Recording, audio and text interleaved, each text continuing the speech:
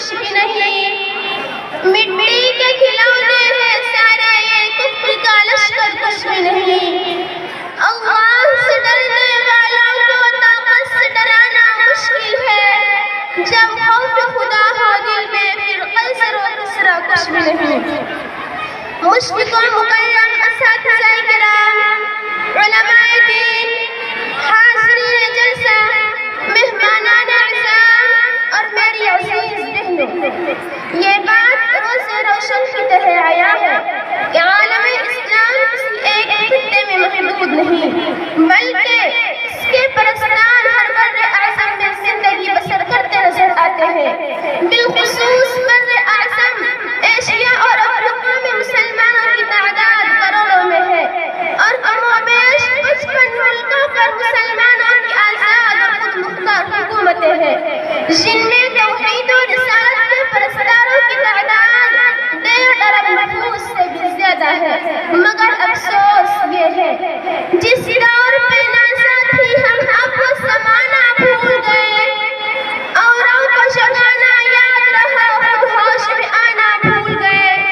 منہ دیکھ لیا آئینے میں پردہ نہ دیکھے سینے میں، دل ایسے لگایا جینے میں مرنے کو مسلمان بھول گئے۔ حضرات، اگر ہم سنجیدگی سے غور کریں تو صاف طور پر یہ بات سمجھ میں آ جائے گی کہ آج ہم نے اپنا عظیم سرمایہ کھو دیا، اور عصر حاضر میں مسلم معاشرے سے اتحاد و اتفاق کی دولت لٹ گئی، جبکہ ہم خوب جانتے ہیں کہ اتحاد ایک عظیم دولت ہے، معاشرے کی ہم آہنگی انتہائی لازوال سرمایہ ہے، ملک و ملت کی یگانگت ایک بے مثال پونجی ہے۔ یہ وہ قیمتی اثاثہ ہے کہ اپنوں کے علاوہ غیر مسلموں نے بھی اسے قدر و منزلت کی نگاہ سے دیکھا ہے۔ آج پوری دنیا کے مسلمان شدت کے ساتھ محسوس کر رہے ہیں کہ ہمیں عربی اور عجمی کی بنیاد پر تختہ مشق نہیں بنایا گیا، بلکہ یہ ساری فوج اشیاء، یہ بحری بیڑے، بموں کے برسات، عجیب و غریب جیل کی سزائیں صرف